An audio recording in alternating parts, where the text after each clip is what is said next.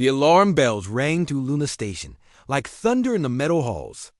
Admiral Jack Morrison ran his hand through his gray hair as he stared at the massive screen showing the edge of the solar system.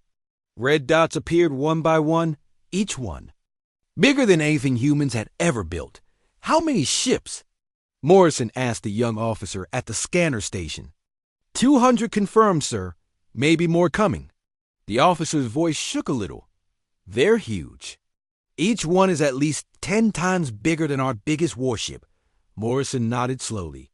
In 40 years of military service, he had never seen anything like this. The alien ships looked like giant metal spears floating through space. They moved in perfect formation, heading straight for Earth. Dr. Lisa Brooks rushed into the command center, her lab coat still on from her research work. She was the best scientist they had when it came to studying aliens, though until today, she had only studied dead ones from old crash sites. Admiral, we're getting signals from the fleet, she said, holding a tablet computer. They're trying to talk to us. Put it on the main screen, Morrison ordered.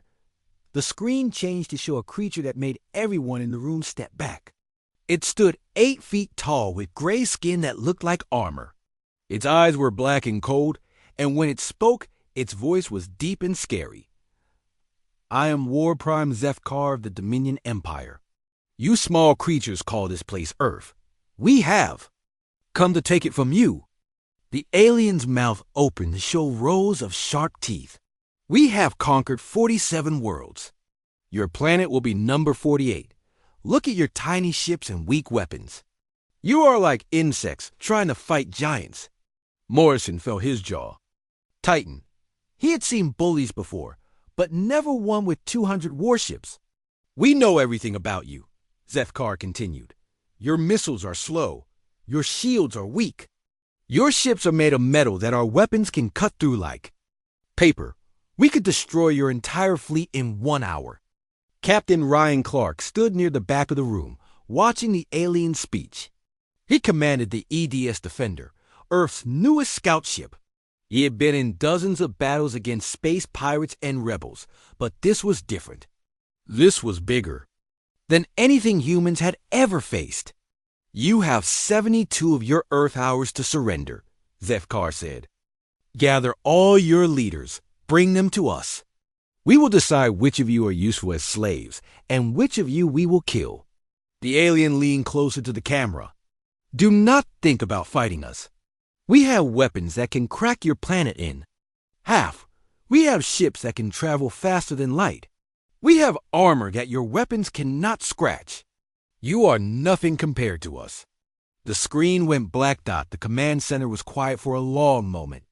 Then everyone started talking at once.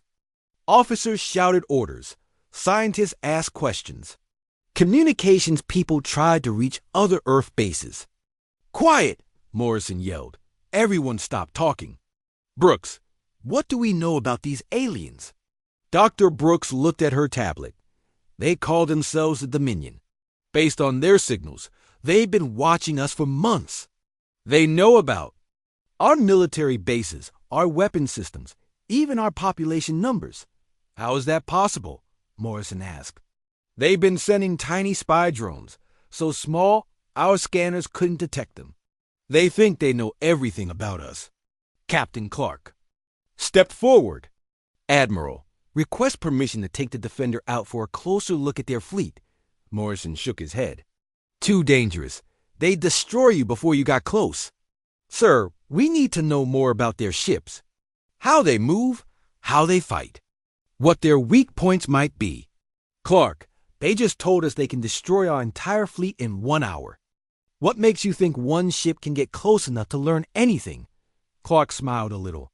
Because they think we're insects, sir. Insects aren't dangerous. They won't waste their big weapons on one small ship. Morrison thought about it. Clark was right. The aliens were so confident that they might not even bother to stop a single human ship from getting close. Take the Defender, but if things go bad, you run. Don't try to be a hero. Yes, sir. As Clark left to prepare his ship, Morrison turned to Dr. Brooks. Keep monitoring their communications. I want to know everything they say. Already on it, Admiral. But there's something else. They're not just talking to us. They're broadcasting to every human colony in the solar system. Mars, the asteroid mining stations, even the research bases in the outer system. What are they saying? The same thing. Surrender or die. They're making sure everyone knows how hopeless it is to fight them. Morrison walked to the big window that looked out at Earth. The blue and white planet looked so peaceful from here. It was hard to believe that in 3 days it might be under alien control. Admiral, one of the communications officers called out. We're getting calls from every military base on Earth. They want to know what to do. Tell them to prepare for battle, full alert status. Sir, with respect, you heard what the aliens said. They have 200 ships. We have maybe 50 that could actually fight. Morrison turned around. Officer, in my 40 years of service, I've learned one thing. Never trust an enemy who spends too much time telling you how strong they are. Real strength doesn't need to brag. On the main screen, they could see the alien fleet moving closer to Earth. The ships were massive, black against the stars. They moved slowly, like they had all the time in the world. They're being careful, Dr. Brooks said. If they were really that confident, they'd just attack right now. Maybe. Or maybe they want us to suffer first. Some species enjoy fear. Captain Clark's voice came over the radio. Defender launching now. We'll maintain radio silence until I'm close enough to scan their ships. Morrison watched the small dot of Clark's ship move toward the alien fleet. It looked like a fly heading toward a swarm of hornets. Admiral, we're getting reports from the outer colonies, another officer said. The aliens send smaller ships to watch them too. Everyone's scared. Get me a line to General Hayes at North American Defense Command. Morrison ordered, and patching Commander Wright at Mars Defense. We need to coordinate our response. As the communications officer worked to connect the call, Morrison stared at the alien fleet, 200 ships, each one big enough to level a city. But there was something about War Prime Zefkar's speech that bothered him. The alien had been too detailed about human weaknesses, too eager to explain why fighting was hopeless. In Morrison's experience, enemies who were truly confident didn't waste time explaining why you should be afraid. They just attacked. Sir, we have General Hayes and Commander Wright on the line. Put them through. The screen split to show 2 other military officers. General Hayes was a tough-looking man with scars on his face from the Mars Rebellion 10 years ago. Commander Wright was younger, but just as serious. Jack, Hayes said, please, tell me you have a plan. Working on it. Right? How are your defenses? We've got 12 ships ready to fight and about 100 mining vessels we could arm with missiles. Not much against 200 alien warships. Hayes, what's the status on Earth? Every military base is on high alert. We're moving civilians away from major cities. But Jack, if these aliens are half as strong as they claim, we don't stand a chance. Morrison looked at both officers. Maybe. But I've got a feeling there's more to this than they're telling us. Keep your people ready, and whatever happens, we don't surrender. The screen went back to showing the alien fleet. They were still coming, still moving in their perfect formation. Still confident that Earth would fall in 3 days. Morrison just hoped they were wrong. War Prime Zefkar stood in the center of his command ship, watching the screens that showed Earth growing larger. His black eyes glowed with satisfaction as he prepared to broadcast his message across all human communication networks. Open channels. To every human settlement, he ordered his communications officer. I want every human to hear this. The alien crew worked quickly. Within minutes, every television, radio, and computer screen in human space showed the same terrifying image of the 8-foot-tall alien commander. Humans of Earth, Zefkar began, his deep voice echoing through millions of homes, offices, and military bases.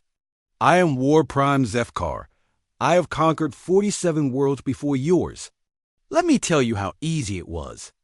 On Mars Defense Command, Commander Helen Wright watched the broadcast with her officers.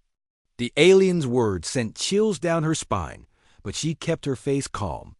Her people needed to see strength, not fear. The Kalori had ships twice the size of yours, Zethkar continued. They thought their energy shields could protect them. We destroyed their entire fleet in 6 hours. Their planet burned for 3 days. The alien commander walked closer to his camera. The Vextari were warriors. They fought with honor and courage. They had weapons that could punch holes through mountains. We killed them all in one afternoon. Back on Luna Station, Admiral Morrison watched the broadcast with Dr. Brooks and his senior staff.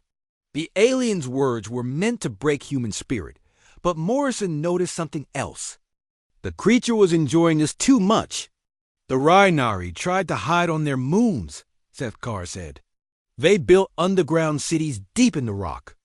We cracked their moons open like eggs and pulled them out screaming. Dr. Brooks whispered to Morrison. He's not just threatening us, he's bragging. This is personal for him. The Zelthari had technology almost as advanced as ours, the alien continued. They had quantum computers and fusion reactors. They begged us to spare their children. We showed them the same mercy they showed the worlds they conquered. None. On the screen, Zethkar gestured to something off camera. The view changed to show the alien fleet from outside. 200 massive ships moved through space like metal sharks. Look at your pathetic defenses, Zethkar said. Your biggest warship is smaller than our smallest escort vessel.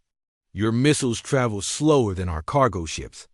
Your energy weapons could not scratch the paint on our hulls. Commander Wright felt her jaw tighten. The alien was right about their weapons being weaker, but there was something about his tone that bothered her. He sounded like he was trying too hard to convince them.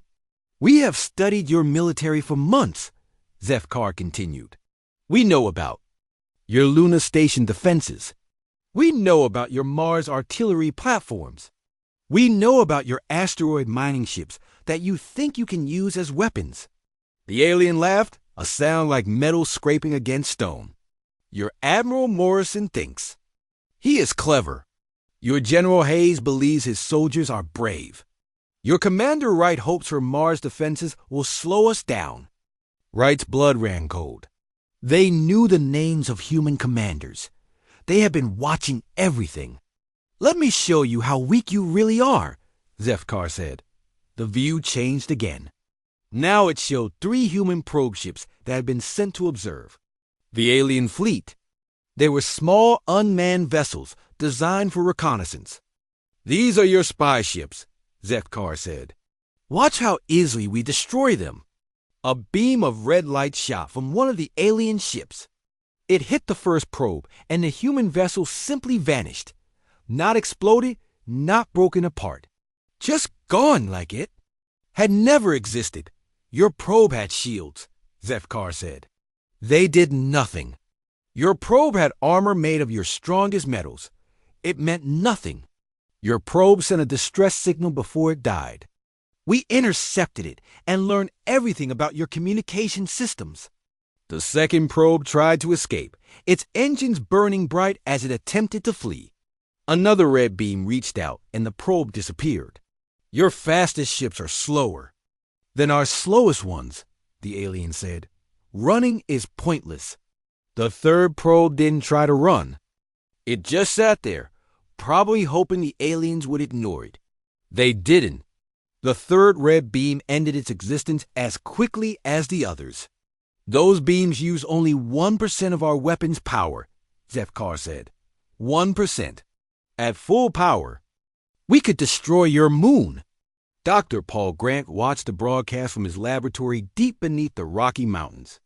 He was Earth's chief weapons designer, and he had spent the last 20 years creating new ways to fight in space. Seeing the alien weapons work made his stomach turn. Your nuclear weapons are toys, Zethkar continued. We have shields that can absorb their energy and convert it to power our ships. Your railguns fire chunks of metal.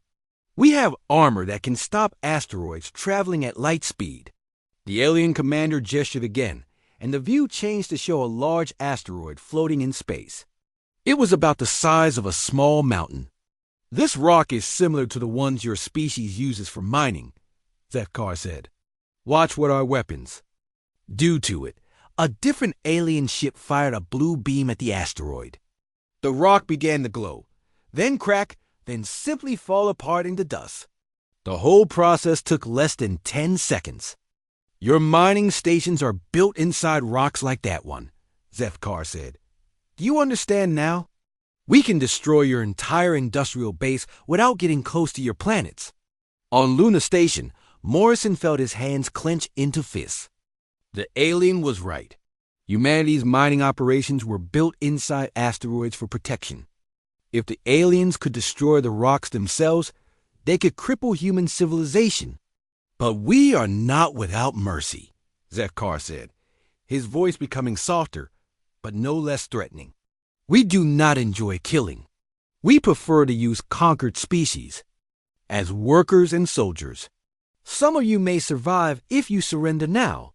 The alien leaned closer to the camera. However, if you choose to fight, we will show you the same fate we showed 47 other worlds. We will turn your cities to glass. We will boil your oceans. We will crack your planet's crust and watch the lava flow. Commander Wright switch off the broadcast and turned to her officers. Get me a damage assessment on our probe ships.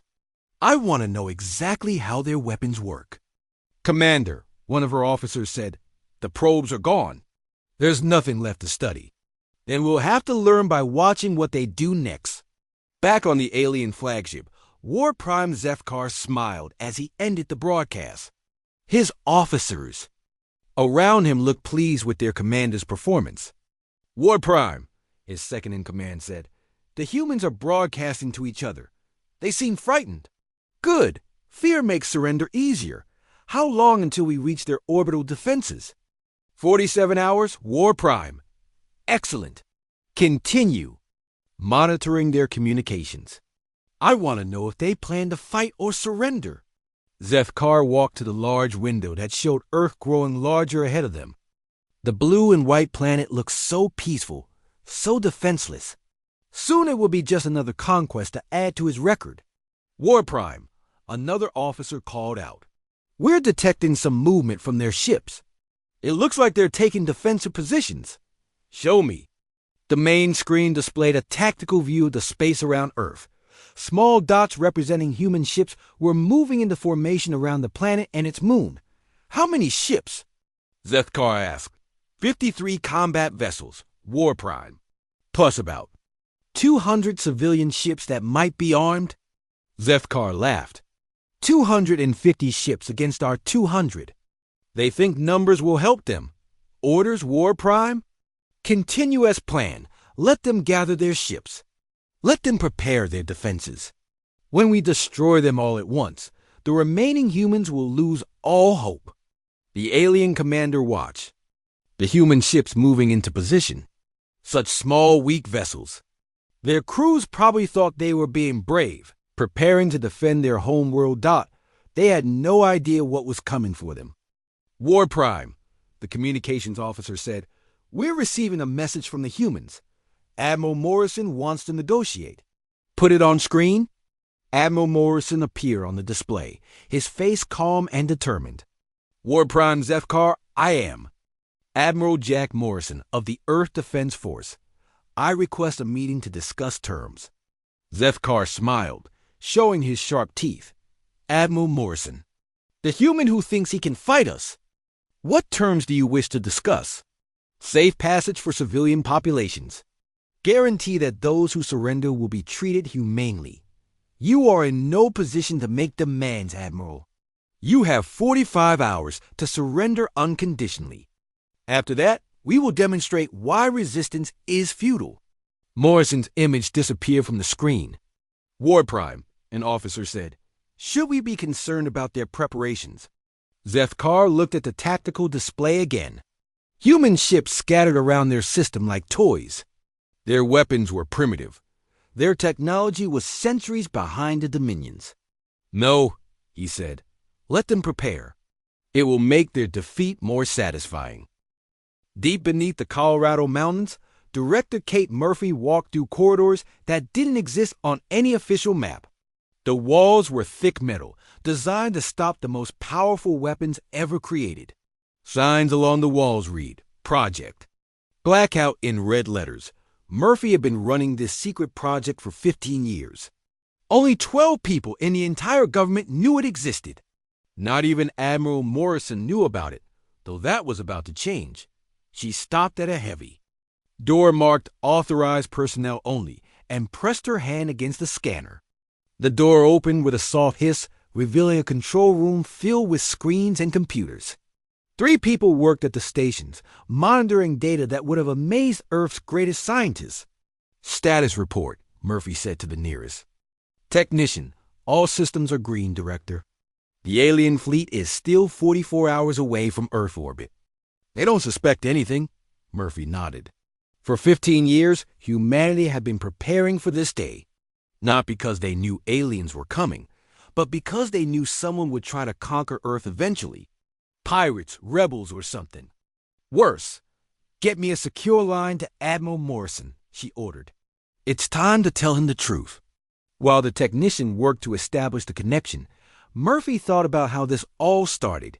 15 years ago, a team of scientists had found wreckage from an alien ship that crashed in the Arctic. The ship was thousands of years old, but its technology was far beyond anything humans had ever seen. Instead of announcing the discovery, the government had decided to keep it secret. They formed Project Blackout and gave it unlimited funding and resources. Their mission was simple: study the alien technology and use it to defend Earth. Director Murphy, came Admiral Morrison's voice over the secure communication system. I don't believe we've met. Admiral, I'm about to tell you things that will change everything you think you know about Earth's defenses. Are you in a secure location? Yes. What's this about? Admiral, humanity is not as helpless as those aliens think. Murphy walked to a large screen that showed a map of the solar system. But this wasn't like any map Morrison had ever seen. It showed hundreds of installations that weren't supposed to exist. Admiral, what I'm about to show you is classified at the highest levels. For the past 15 years, we've been building a secret defense network throughout the solar system. The screen zoomed in on what looked like a normal mining station in the asteroid belt. But as Murphy pressed buttons on her control panel, the image changed. The mining station opened like a flower, revealing massive weapons that looked nothing like human technology. That's impossible, Morrison said over the radio. Our scanners would have detected weapons that size. Not if they're hidden behind stealth fields based on alien technology, Murphy replied. Admiral, we found a crashed alien ship 15 years ago. We've been studying and building weapons based on what we learned. Colonel Steve Parker walked into the control room, carrying a tablet computer. He was a tall man with gray hair and scars on his hands from years of working with dangerous technology. Director, all hidden platforms are ready for activation, he reported. We have 47 weapon stations online throughout the system. Thank you, Colonel. Admiral Morrison, meet Colonel Parker. He's been in charge of installing our defensive systems. Morrison's voice came through the speakers, sounding stunned. How many people know about this? 12 people in government, about 300 scientists and engineers, and roughly 2,000 military personnel, Murphy said. Everyone involved has been living in secure facilities for the past 5 years. Why wasn't I told? Because the project required absolute secrecy. If word had leaked, our enemies would have developed countermeasures. The aliens think they know everything about our defenses, but they only know about our old weapons. Dr. Amy Foster entered the control room, carrying a briefcase. She was a small woman with short brown hair and glasses, but her eyes held the intensity of someone who had spent years perfecting deadly technology. Director, the quantum disruption cannons are ready for deployment, she said. All test results look good. Dr. Foster has been working on our most advanced weapons, Murphy explained to Morrison. Amy, tell the Admiral what your cannons can do. Foster set down her briefcase and opened it, revealing what looked like a small crystal surrounded by complex electronics. This is a quantum disruption field generator. It can tear apart matter at the molecular level. In simple terms, Admiral, Murphy said, it can destroy anything, no matter how strong their armor is. Morrison was quiet for a moment. How powerful are these weapons? Our largest cannon can destroy a ship the size of their flagship in one shot, Foster said. We have 12 of them positioned around the solar system. But that's not all, Colonel, Parker added. We've also developed new types of missiles, energy shields, and stealth technology. The aliens have been scanning our defenses for months, but they've only seen what we wanted them to see. Murphy pressed another button, and the screen showed a different image. It looked like empty space, but suddenly dozens of ships appeared as if they had been invisible. We call it phase shift technology, she explained. Ships can become completely invisible to sensors and move through solid matter. We have 30 ships equipped with this technology. Admiral, came a new voice over the radio. It was General Bill Hayes from North American Defense Command. I'm being briefed on Project Blackout. As well. This is incredible. General Hayes, Murphy said. Your people have been working with us for years without knowing it. Every time you ordered repairs on military satellites, our people installed hidden weapon systems. The satellites above Earth aren't just for communication, Parker explained. They're also weapon platforms. We have over 200 armed satellites in orbit. Morrison's voice came through the speakers again. Why are you telling me this now? Because the attack is about to begin, and we need to coordinate our defense. Murphy said, the aliens think they're facing primitive humans with weak weapons. They're about to learn they're wrong. Foster walked to another computer and pulled up a file. We've been monitoring their communications since they entered the solar system. They're overconfident. They think this will be easy. Their formation is designed to fight enemies who use conventional weapons, Parker added. They have no idea what our quantum disruption cannons can do. Murphy looked at the countdown timer on the wall. Admiral, in 43 hours, the alien fleet will be in optimal position for our attack. We need you to coordinate the visible fleet while we handle the hidden weapons. What do you need me to do? Make them believe they're winning? Let them think our defenses are failing? Draw them into the trap we've been preparing for 15 years. The screen changed again, showing the alien fleet approaching Earth. They moved in perfect formation, confident and unaware of the weapons pointed at them from hidden locations throughout the solar system. Director, one of the technicians called. Out. We're detecting movement from the alien advanced scouts. They're starting to scan our outer defenses. Let them scan, Murphy said. They'll see exactly what we want them to see. Foster opened her briefcase again and pulled out a small device. This is a scanner disruptor. It feeds false information to their sensors. They think they're seeing our real weapons, but they're actually seeing fake projections.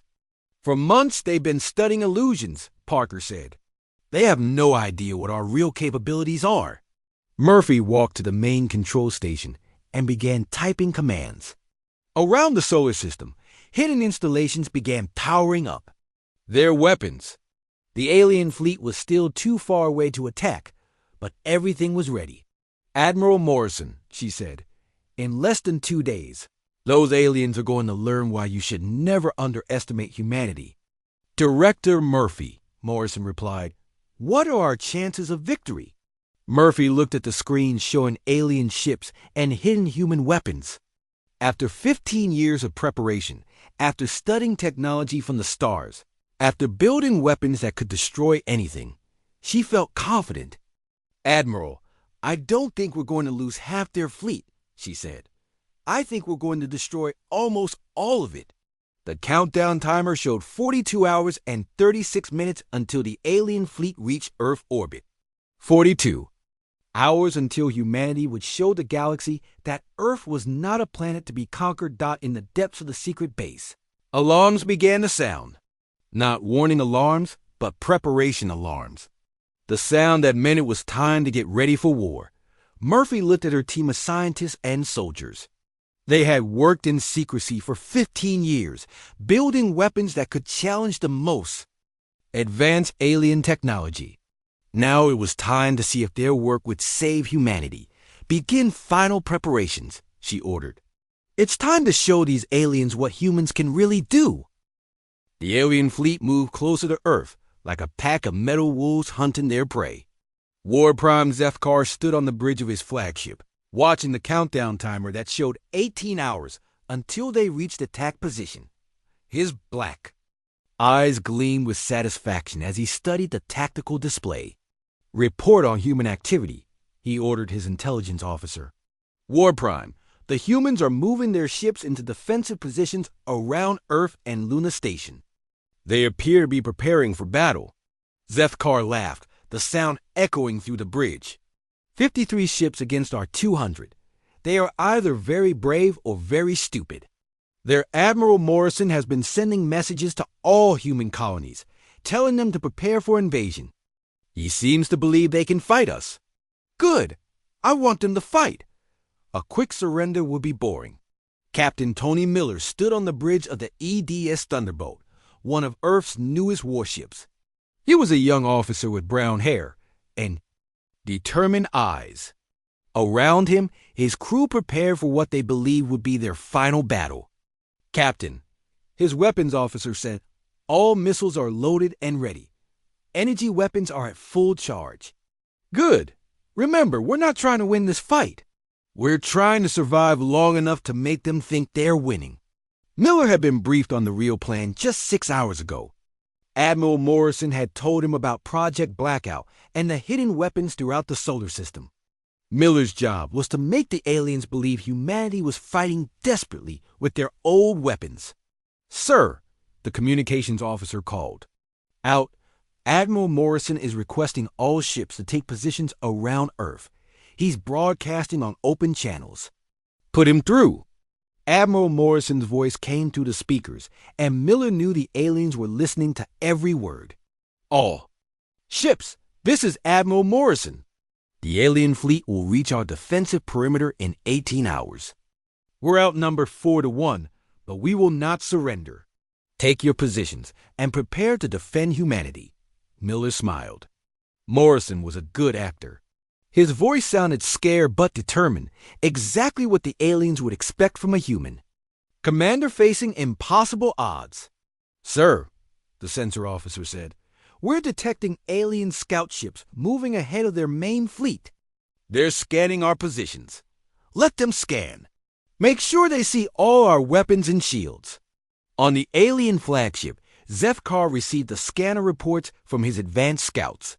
The data confirmed what he already knew: humanity's weapons were primitive and their shields were weak. War Prime, his tactical officer said, the humans have positioned their ships in a standard defensive formation. They're protecting Earth and their moon base. Show me. The main screen displayed a tactical map of the space around Earth. Small blue dots represented human ships spread out in a defensive arc. Larger dots show Luna Station and other military installations. They're using an old strategy, Zefkar said. Create multiple layers of defense to slow down the attacking force. It might work against other humans, but not against us. Orders, War Prime? Continue the approach. When we reach optimal attack distance, we'll demonstrate our power by destroying their outer defense line. Then we'll offer them one more chance to surrender. Lieutenant Sarah Kim sat at her station in the asteroid belt, monitoring the alien fleet's approach. Her mining platform looked like any other industrial facility, but hidden beneath its ordinary appearance were weapons powerful enough to destroy the largest alien ship. Lieutenant, her communications officer said, we're receiving the activation signal from Project Blackout Command. Acknowledged. Begin powering up the quantum disruption cannons. Keep stealth fields at maximum. Around the solar system, 47 hidden weapon platforms received the same signal. Mining stations, research facilities, and communication relays all began revealing their true nature. But their stealth technology kept them invisible to alien sensors. Kim watched her screens as the massive cannon rose from beneath the asteroid's surface. The weapon was beautiful in a deadly way, its crystalline components glowing with barely contained energy. "Ma'am," her weapons officer said, "cannon is fully charged and ready to fire. We have a clear shot at their flagship. Hold your fire. We wait for the signal." Captain Ryan Clark piloted the EDS Defender through the outer edge of the solar system, his ship's stealth systems keeping him invisible to alien sensors. His mission was different from the other human ships. While they prepared for the fake last stand, Clark was gathering final intelligence on the alien fleet. "Captain," his science officer said, "I'm detecting some unusual energy signatures from the alien ships. Their shields are more powerful than we thought." "How much more powerful?" "About 3 times stronger than our estimates." "But, sir, there's something else." The way their ships are positioned suggests they're not expecting any real resistance. Clark studied the tactical display. The alien fleet was moving in a loose formation, with their most powerful ships spread out rather than concentrated. It was the formation of a force that expected an easy victory. "They're overconfident," he said. "Get me a secure channel to Admiral Morrison." "Channel open, sir."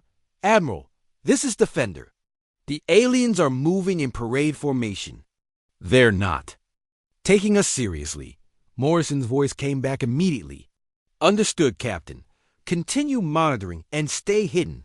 "Sir, should I move closer to get better readings on their weapons?" "Negative. We have enough information. Return to your assigned position for the operation." Clark guided his ship toward the prearranged coordinates. In 12 hours, the Edge Defender would play a crucial role in the deception that would doom the alien fleet. War Prime. Zefkar watched the human ships positioning themselves and felt pleased. The humans were doing exactly what he expected, gathering their forces for a desperate last stand that would fail within hours. "War Prime," his communications officer said, "we're receiving another message from Admiral Morrison. He's requesting a final meeting to discuss surrender terms." "Put him on screen." Admiral Morrison appeared on the display, his face showing the strain of commanding a hopeless defense. "War Prime Zefkar, I am authorized to discuss the terms of Earth surrender." Zefkar smiled. "Admiral Morrison, you have decided to be reasonable. What terms do you propose?" "Safe passage for civilian populations. Humane treatment of prisoners. Preservation of human culture and learning. You are in no position to negotiate, Admiral. You have 12 hours to order all human ships to power down their weapons and surrender. If you do not, we will destroy every ship in your fleet and then crack your planet's surface. And if we surrender, then perhaps 10% of your species will survive as workers and soldiers for the Dominion. That is more generous than we offered the other 47 worlds we conquered." Morrison's image disappeared from the screen. "War Prime," the tactical officer said, "the human fleet is moving into final defensive positions. They appear to be preparing for battle." Zefkar walked to the large window that showed Earth growing larger ahead of them. The blue planet looked so peaceful, so vulnerable.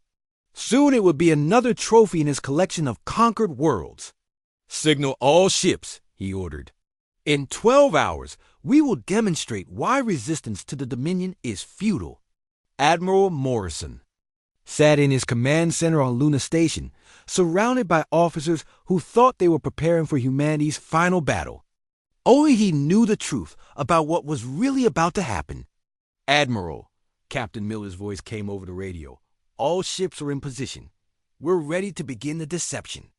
"Acknowledge, Captain. Remember, you need to make this look real. The aliens have to believe we're fighting with everything we have." "Understood, sir. We'll give them a good show." Morrison looked at the countdown timer. 11 hours and 43 minutes until the alien fleet reached attack position. 11 Hours until humanity would spring the trap they had been preparing for 15 years. "Sir," his communications officer said, "we're receiving reports from all human colonies. Everyone is ready." "Good. Send the final authorization code to Project Blackout. It's time to wake up our real defenses." Throughout the solar system, hidden, weapons came online. Quantum disruption cannons powered up inside fake asteroids. Phase shift ships prepared to drop their stealth fields. Energy weapons that could tear apart matter itself waited for the signal to fire. The alien fleet continued its approach, confident in their superior technology and overwhelming numbers. War Prime Zefkar believed he was about to add another easy victory to his record. He had no idea that humanity had been studying alien technology for 15 years. He didn't know about the weapons hidden throughout the solar system. He couldn't imagine that the primitive humans had built technology that could challenge the mighty Dominion. In 11 hours, Zefkar would learn that underestimating humanity was the biggest mistake of his life. The countdown continued. The trap was set. The stage was prepared for the greatest battle in human history. And the aliens still had no idea what was waiting for them. War Prime Zefkar stood on the bridge of his flagship as the countdown reached 0. Earth hung before them like a blue jewel, and the pathetic human fleet spread out in their defensive formation looked like toys compared to the mighty Dominion. "Armada, all ships begin the attack," Zefkar commanded. "Destroy their outer defense line. Show these humans the power of the Dominion." The alien fleet opened fire with their red energy beams. The weapons that had destroyed 3 human probe ships earlier now targeted the human warships defending Earth. Captain Tony Miller watched the beams approaching his ship and prepared to play his part in the deception. "Brace for impact," Miller ordered his crew. "Remember, we need to make this look real." The red beams struck the ED's Thunderbolt shields, and Miller was amazed when they held. The alien weapons were powerful, but not as devastating as Zefkar had claimed. Miller's ship shook and sparks flew from damaged systems, but they were still fighting. "Return fire," Miller ordered. "Target their lead ships." Human missiles and energy weapons struck the alien vessels, but their advanced shields absorbed the attacks easily. To the aliens, it looked like humanity was fighting desperately, with primitive weapons that couldn't hurt them. "War Prime," the tactical officer reported, "the human weapons are having no effect on our shields. Their missiles are too slow, and their energy beams are too weak." Zefkar smiled with satisfaction. "As expected, continue the attack. Destroy 10 of their ships, then offer them surrender again." But 200,000 kilometers away, hidden inside what looked like a normal asteroid, Lieutenant Sarah Kim received the signal she had been waiting for. "This is Blackout Control," came Director Murphy's voice over the secure channel.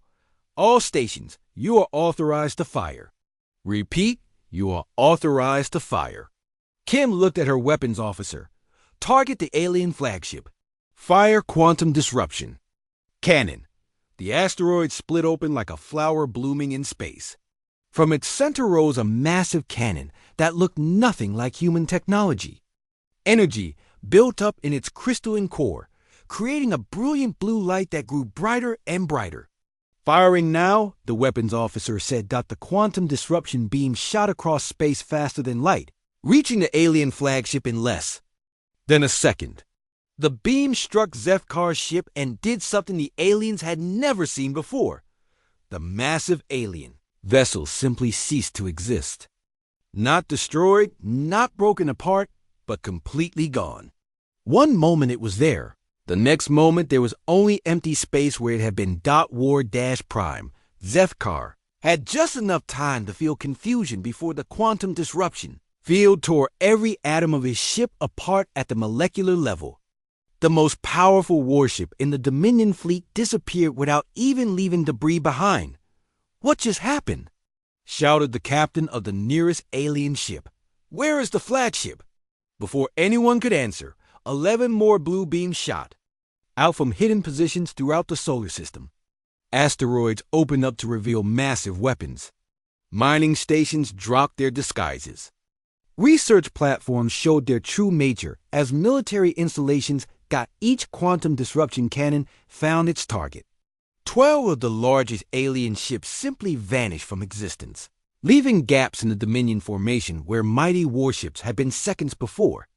"Impossible," whispered the alien, who had suddenly become the fleet commander. "Those weapons don't exist. No species has that technology." Captain Ryan Clark smiled as he watched the alien fleet's confusion from his hidden position. "Admiral Morrison, this is Defender. The aliens are in complete shock. Their formation is breaking apart." "Acknowledge, Captain. All hidden units, continue the attack. Show them what humanity can really do." Clark's ship dropped its stealth field and revealed weapons that looked like they came from a science fiction movie. The Idris Defender fired phase shift torpedoes that passed through the alien shields like they weren't there. The torpedoes materialized inside the alien ships and exploded. 3 more Dominion vessels erupted in brilliant explosions as their hulls were torn apart from the inside. "Admiral Clark reported phase shift weapons are working perfectly. The aliens have no defense against them." All around the solar system, hidden human ships began dropping their stealth fields. What had looked like empty space suddenly filled with warships that used technology the aliens couldn't understand. Captain Miller stopped pretending his ship was badly damaged and activated its real weapon systems. "All ships, drop the act. Show them our real firepower." The ED's Thunderbolt's hull opened to reveal energy cannons that glowed with the same blue light as the quantum disruption weapons.